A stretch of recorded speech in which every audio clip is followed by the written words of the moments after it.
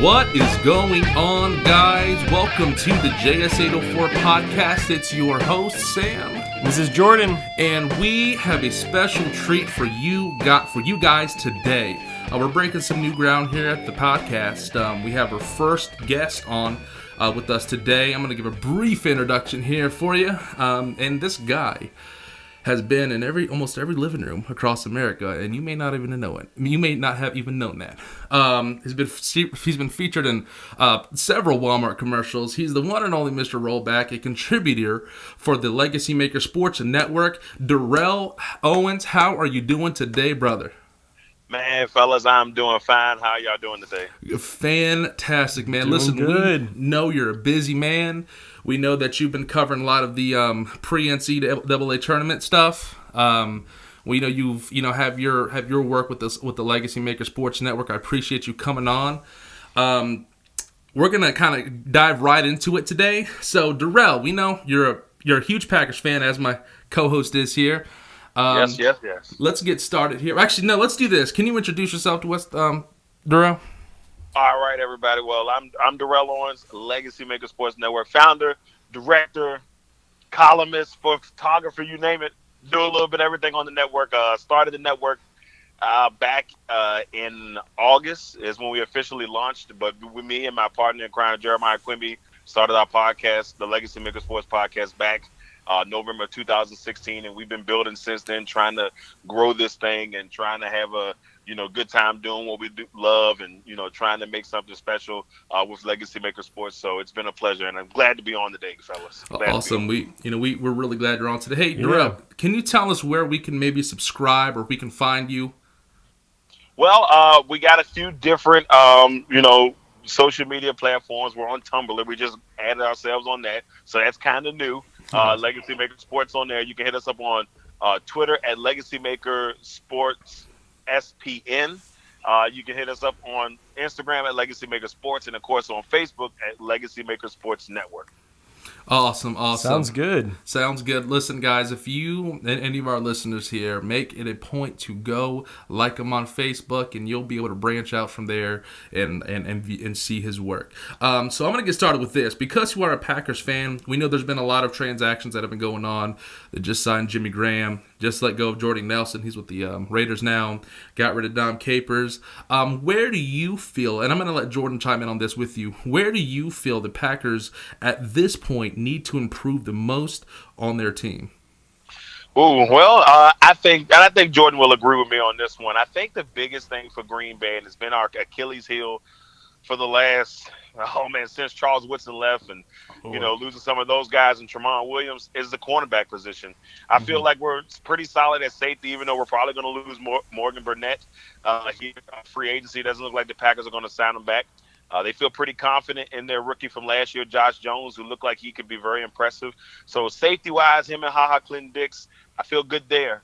The problem has always been cornerback. They can't stay healthy. They just can't stay healthy. So my heart would be, please go get us a veteran cornerback.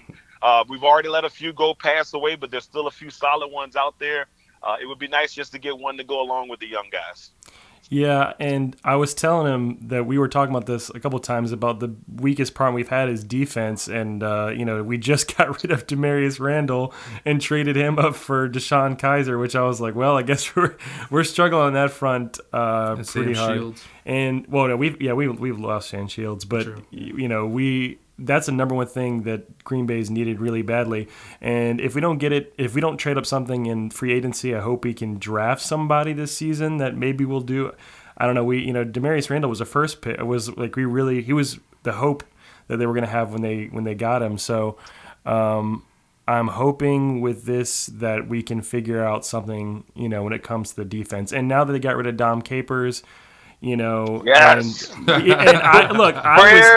Prayers have been answered. Yes.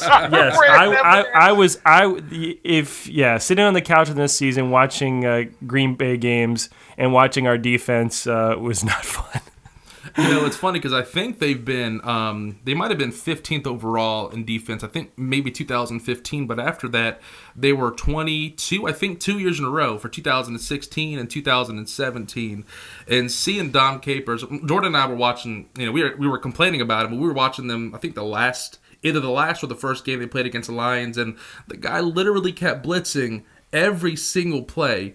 And, I think he thought he was playing Madden. Yeah. I think he thought he was making he just like, if I blitz, something's going to happen. So, but yeah, that's I think him being he overstayed his welcome, and I'm excited about Mike Bettine. Hopefully I think just anything, a big change was needed regardless. But I wanted to ask you, what did you think about the new Jimmy Graham and getting rid of Jordy Nelson?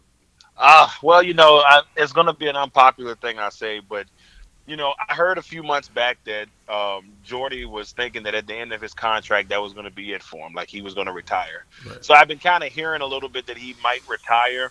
I don't think he was done yet, but I felt like he was going to try to play out his contract. So mentally, I was starting to think, okay, if Jordy leaves, I would be almost okay with it depending on the scenario. Obviously, who we get for him. I think Jimmy Graham's a huge pickup for us. I hate losing Jordy Nelson, though. I mean, Jordy has been, when it comes to Go Pack Go, I mean, Jordy's Go Pack Go. I mean, yeah, definitely. There's no ifs, ands, and buts about it. But for me, I'm looking at, Packer fans have been screaming for, the Packers to make moves for the longest time. And me and one of them, being a Packers fan since I was 6 years old, and the only free agents we have ever signed were Reggie White and Charles Woodson, and you know, let's go back. And they've done their part with that. But for me, it's like you see, this is what happens with teams. We Packers fans are not used to it because we keep our own.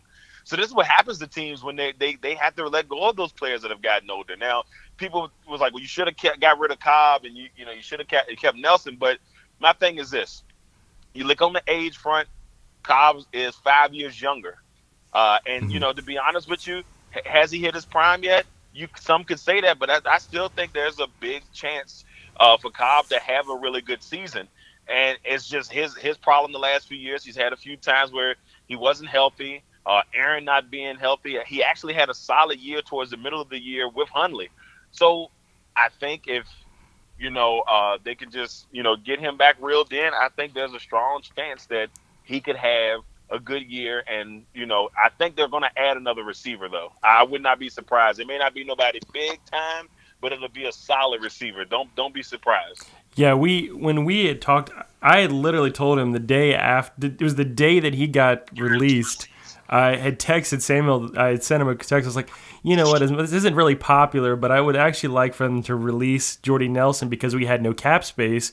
And I know, I think I wish we would have kept him maybe one more year because I know he still has juice left in him, and I know when him and Aaron have such rapport with each other that he would still have a 900 to 1,000-yard season. I feel like he has that in him, but I didn't know we were going to get Jimmy Graham, and I know we needed a tight end. I like Jimmy Graham.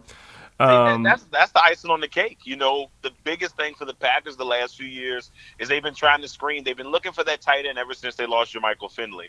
And, they have not been able to find it. They've gotten close. The Martellus Bennett project was a bust last year. I don't even like saying his name out loud. I know. Hey, me neither, man. Trust me. Because it makes me upset. I actually got to meet the guy last year when we were covering the Redskin game, and he seemed like a pretty cool guy. But just, there was just something about it. I don't like the way things went down there. I feel like I think he quit on the team, and he, even though he may have said vice versa, but I think he quit on the team, didn't want to be there, and he went back to New England. He didn't end up playing, but Green Bay's been looking for that tight end. Now you got a guy who's played with two, Super Bowl winning quarterbacks, so he's not going to be afraid. It's just him and Aaron getting that rapport. I like the move overall. I mean. One thing that we haven't talked about is the Packers running game, which actually, started doing good towards the end of the season last year. So I see a lot of positive. I see Minnesota going out here getting Kirk Cousins. Oh, yeah. The Bears. I see the Bears balling out, man. I mean, I got to give the Bears credit. They're having a great offseason. If I had to pick somebody winning in the division right now, it'd be the Bears because they've went out there and they've. That's a hot take there. Let me clarify, not winning the division, but winning free agency. Division. Yeah. I mean, he's, they've gotten everything Trubisky needs. They got him a tight end in Trey Burton. They went and picked up, they picked up Allen Robinson from the Jaguars. That's a huge move. I think they got another receiver, and I think they got Taylor Gabriel from the Falcons. Yeah, they did get Taylor. Oh, they did? I didn't even see that. Oh, okay. Yeah, so if you look at those things, that's going to set them up. It sets them up in a pretty good spot. I mean, I don't think they're going to win the division this year, but they will be a team to reckon with this year. You're not going to be able to just go in there and say, "Oh, this is a rollover game" anymore. Right. So for Green Bay, I think they're going to have to make at least 2 more moves.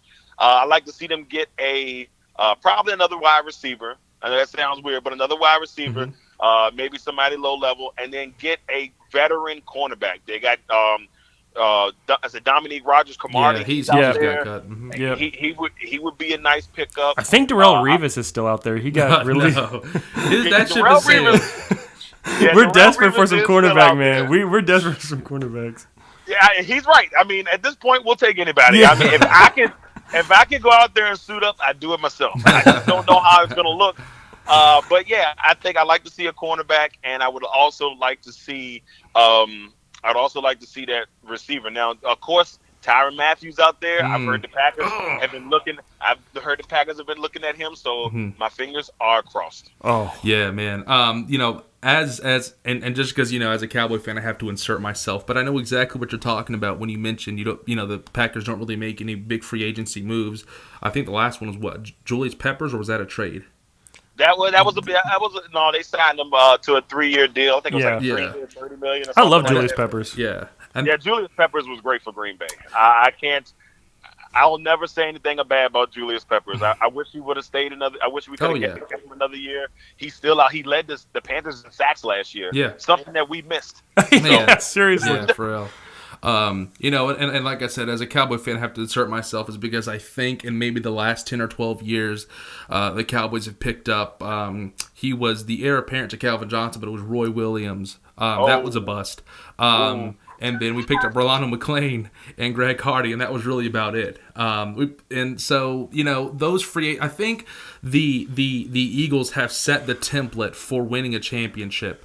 Off of that one season, and that just kind of was not. I don't want to say it was a taboo thing, but a lot of times rebuilding would mean getting people in the draft, maybe getting a solid quarterback. But now we might see a shift of shorter contracts, or maybe even longer contracts being put on the table, so that when free agency comes, that'll kind of benefit. Unfortunately, your team rivals such as Richard Sherman, although that was a different transaction there, just because he went from, I think he was cut versus him being at the end of his contract. Right. And so, but yeah, that's pretty crazy. All right, let me ask you a question. I want to go around the league really quick here, and I want to know who your picks are for each division winner, and starting with your very own. What about the NFC North? We're talking about free agency winners, or just I'm sorry. In general? No, I'm sorry about your who you think will win their division next year. Ooh, okay. Early off. With my division, it's a tough call. If you look at Minnesota, it's hard to not say. It hurts me to say it, but I'm trying to be as biased as possible. and if you look at what Minnesota has done and what they could finish up doing, because the word is that Sheldon Richardson is in town in Minnesota today for a visit. So it's either today or tomorrow he's supposed to be going there for a visit. So all they're doing is adding on to this great defense. Yeah, man. So I would say that Minnesota would be the winner. I think it'll be tight, though. I don't think Green Bay or Detroit or not even Chicago will, give it up easy. But I would have to give it to Minnesota. I would have to give it as well. Well, yeah, and also let's be mindful of the fact that I'm not saying that the Minnesota Vikings would not have gone the distance, with the exception of the NFC Championship this year, had it not been for Green Bay losing Aaron Rodgers. But you have to factor that in.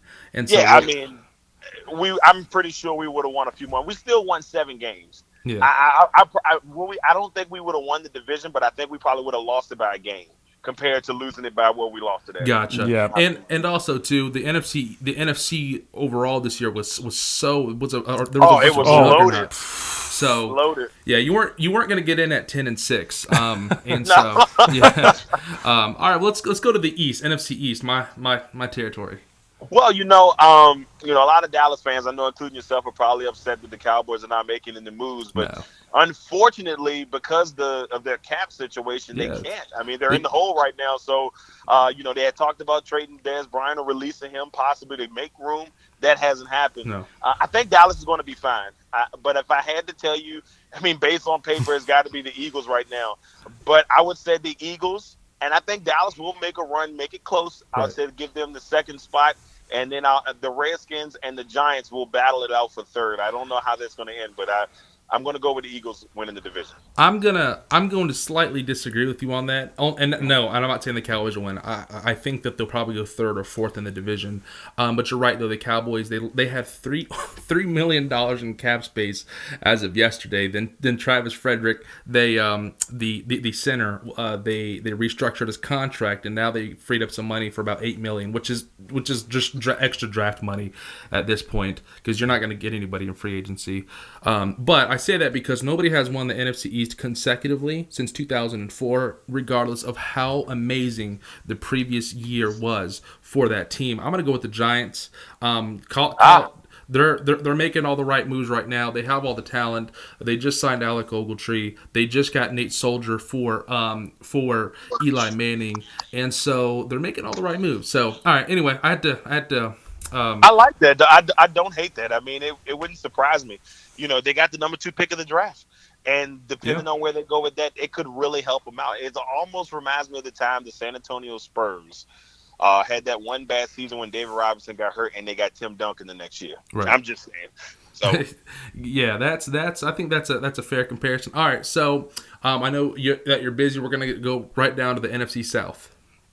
Ooh, NFC South. It's gonna be tough. Looking at the NFC South right now, I would have to go with the Saints. I know we're making all the easy wins on this one, but what the Saints have done in the offseason so far is phenomenal. They got Drew Brees back. They got Ndamukong Suh coming in for a visit to, within the next day or so. So once all of that going down, I mean, I love the fact that if they can get him, and they've added, I think, Demario Davis from the Jets. Right. I like what they've done so far. I got to go with the Saints. All right, let's go to the NFC West.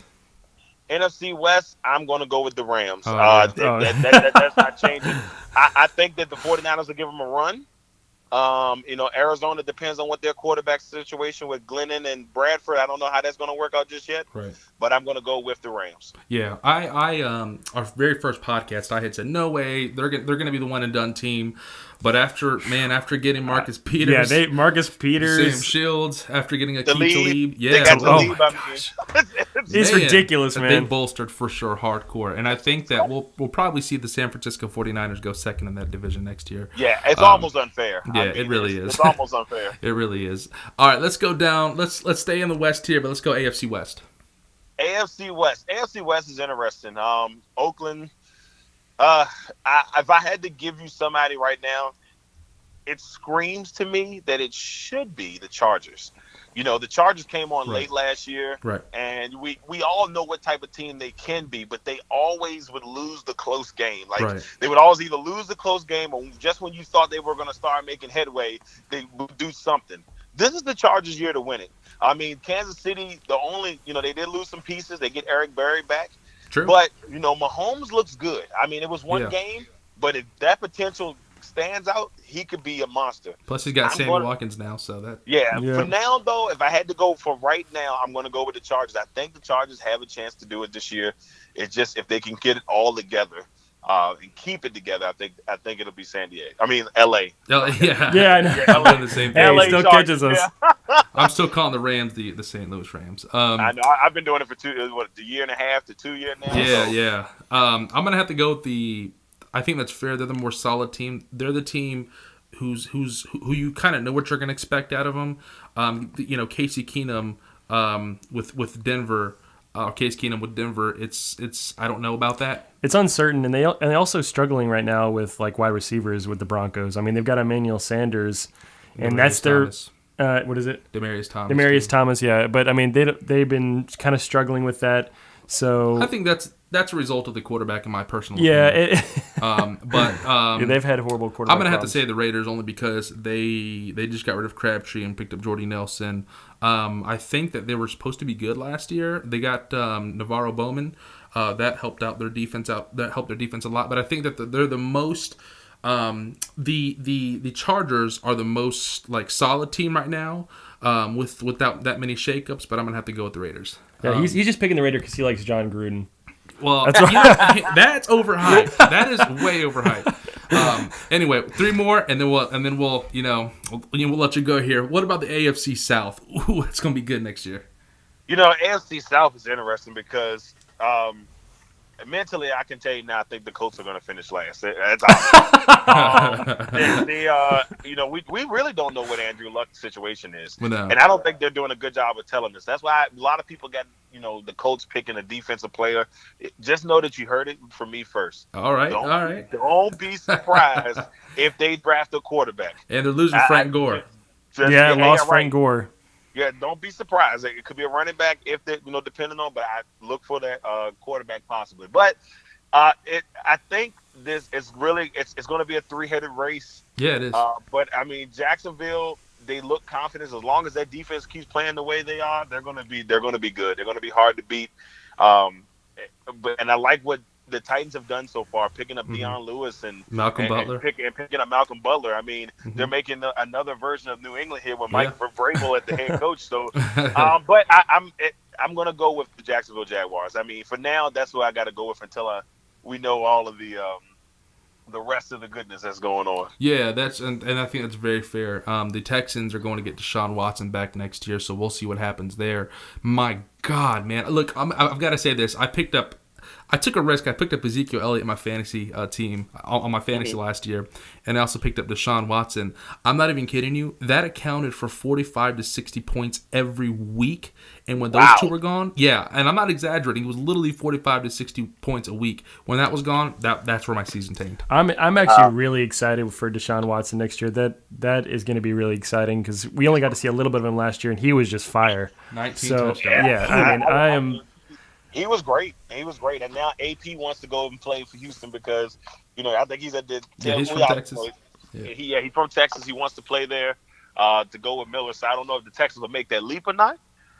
But the Texans are going to be tough next year. If they can keep Watt healthy. Yeah, I was going to say, if they can keep Watt healthy. If they can keep Watt healthy, man. I mean, their defense was still, all right without him. But if they can keep him healthy, they could be something. That division's gotten a lot better than it was 2 years ago. And they're also getting Will Fuller back, so that's optimistic. Exactly. All right, so I'm gonna have to probably agree with you on that. I think the Jaguars will probably take that again. They have a solid organization there. And 2 more: AFC East. AFC East. I mean, it's gonna be hard Obvious. to pick it up. Buffalo doesn't know what they're doing at quarterback. No, they don't. They picked up AJ McCarron, and we really don't know for sure what AJ is going to bring. He showed some some spunk. He's done some pretty decent things when he did play. The Browns wanted him bad, obviously, and that didn't go their way. You're talking about this time or last year? Yeah.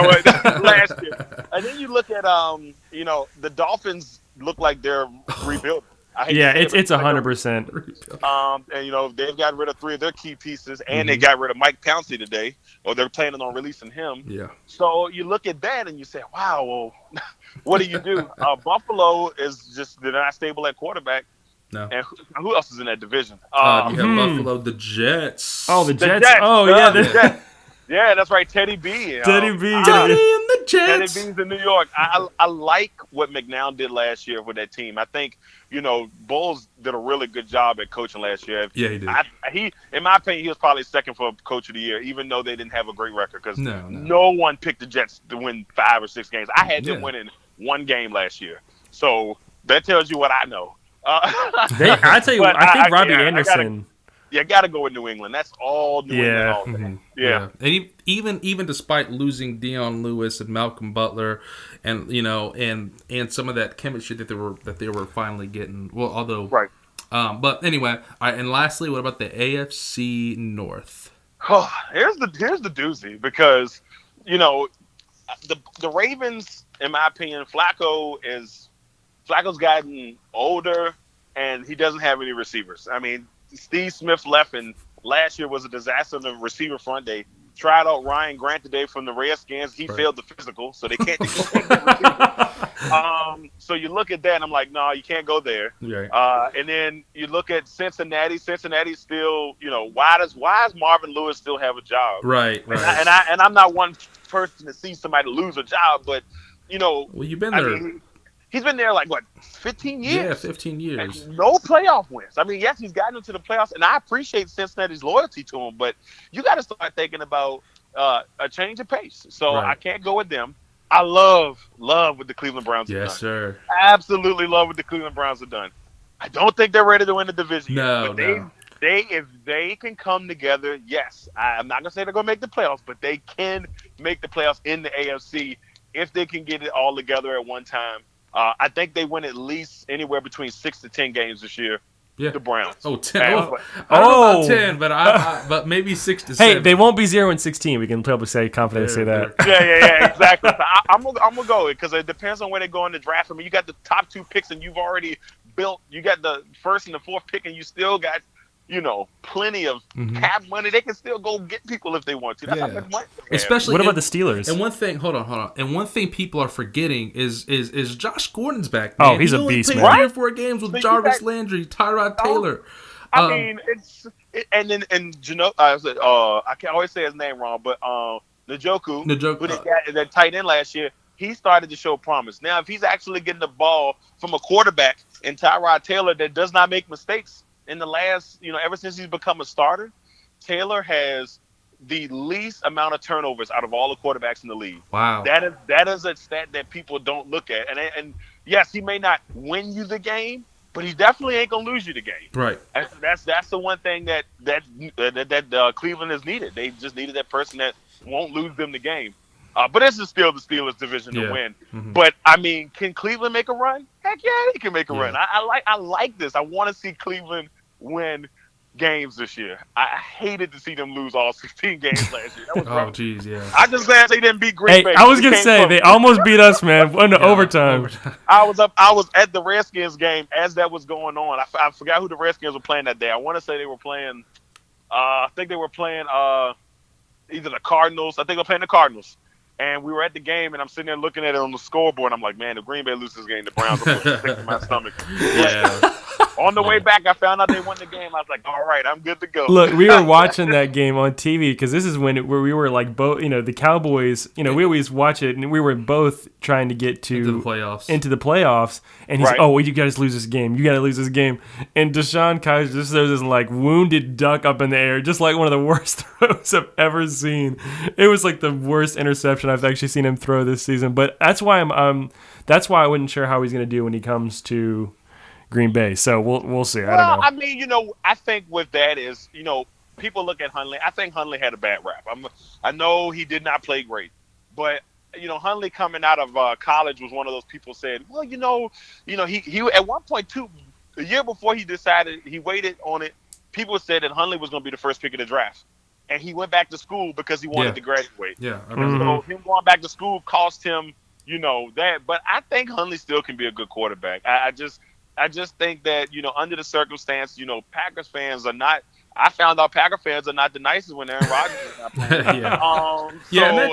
And that's true. One thing that we've observed is when Brett Hundley, he doesn't like stepping up in the pocket, and he doesn't he doesn't realize the protection that he has, and so he's not Aaron Rodgers. So what he tries to do is he tries to roll out to the right like Aaron Rodgers does, out of the pocket, and then throw under pressure from there. If he has confidence in himself, and the times that we saw him step up in the pocket is when he was at his best. So he looked great. He looked great, and that's the thing when they played Pittsburgh. Oh yeah, when they played Pittsburgh, they had talked about doing the broadcast where they was like, Aaron talked to him all week. You got to step up in the pocket. You got to step up in the pocket. And every time he did, he made awesome plays. I was like, man, where is this guy? Where has he been? But the biggest thing is, and the weirdest thing to me, and I don't know if you noticed this, Jordan, but Hundley just did not play well at home. And He was good. He was good on the road. He just did not play well at home. We went 0. We literally did not score points. It's the Lions. Was it the Vikings? No, it was the Vikings. I think it was the Vikings where he did not score a point. And I think they did a stat that's only happened. That's almost never. That's never happened or only happened once other time in Packer history. And I mean, you're more lenient than I gave him like 5 games. I'm like, let me be super patient with him. Hopefully, maybe he'll get better as the weeks go on. And some weeks he would do really good, and then some weeks, like I said, when he was on the road, he would do all right. He did way better on the road than he was. Yeah, I don't know what it was at being at home. Maybe the pressure of being at home. I don't know. That's what. Maybe the pressure was a little bit more at home, but I think Kaiser can do good. I mean, to go back to Kaiser, I think Kaiser can be good. He's young. Kaiser's like 20 years old. Mm-hmm. So if you're looking at it as a Green Bay factor, we're probably going to sign Aaron to an extension. Once the extension happens, you look at the fact that, Kaiser, will be 24 in 4 years. Right. Well, guess what? I mean, he's still a fairly young quarterback. He's got a lot of time to learn under Rodgers and McCarthy. I'm not saying he's the future, but we don't have to go searching for quarterbacks anytime soon, I think. So I think that's a pretty good deal. Yeah, True. I agree. But, well, Darrell, you have been amazing, sir. I certainly appreciate the fact that you've taken time in your busy schedule to come talk to us. Folks, what I'm going to do is I'm going to link his Facebook page when we post when this video comes up. Please make sure to click on that, follow him, and on any sort of platform that you can. Darrell, you are the man. Thank you so much for coming on to the podcast for us today. Sam, Jordan, man, I appreciate you fellas, man. Good luck, man. Hey, keep grinding because, when I started, it was just like, oh, boy, how long is this going to take and what is it going to do? Y'all keep pushing, man. Like, I'll be supporting y'all. You'll hear me in the background. I'm going to make sure I'm watching and following y'all on social media. So, you may keep making your dream come true, man. Keep making it come true. Well, I appreciate it, brother. You have a great night. You have a good one, man. All righty, fellas. Take care. Thank you, sir. You have a good one. Wow. Darrell Owens. He's the man. Yeah, he knows his football. He knows everything, man. He just got done doing a lot of analysis for the A10, a lot of the qualifying stuff for the NCAA tournament. But guys, listen, what we were going to do is I was originally only going to have him on for 10 minutes, but he was kind enough to give us more of his time than that. We went over, and there's a lot of news out there today. Well, here's what we're going to do. I'm going to run down really quick. I'm going to take 1 minute to run down all the transactions, or at least most of them, that have happened in the last 2 or 3 days. Here we go. Jarvis Landry to the Browns. Tyrod Taylor to the Browns. Deshaun Kaiser to the Packers. Sham Shields to the Rams. Aqib Talib to the Rams. Ndamukong Suh is cut. Jerick McKinnon to the 49ers. Richard Sherman to the 49ers. Nate Soldier to the Giants. Jonathan Stewart to the Giants. Rogers Cromartie cut by the Giants. Anthony Hitchens to the Chiefs. Jimmy Graham to the Packers. Jordy Nelson cut. Richard Sherman to the 49ers. I already said that. Paul Richardson to the Redskins. Tremaine Johnson to the Jets. Danny Amendola to the Dolphins. Jordy Nelson to the Raiders. I think I already said that. Sammy Watkins to the Chiefs. Bill Sign, A.J. McCarron. Deion Lewis and Malcolm Butler to the Titans. Michael Crabtree may get cut because of Jordy Nelson. Doug Martin to the Raiders. And Isaiah Crowell to the Jets. Guys, thank you guys so much for tuning in. And Darrell, do you have any closing words, anything you want to say? No, it's just good to have our guest, and it was great. It was great. Guys, it was awesome. Thank you so much for listening in. Thanks you so much for tuning in. Again, it's Sam. This is Jordan. And we are JS804. You guys have a good day, night, and afternoon.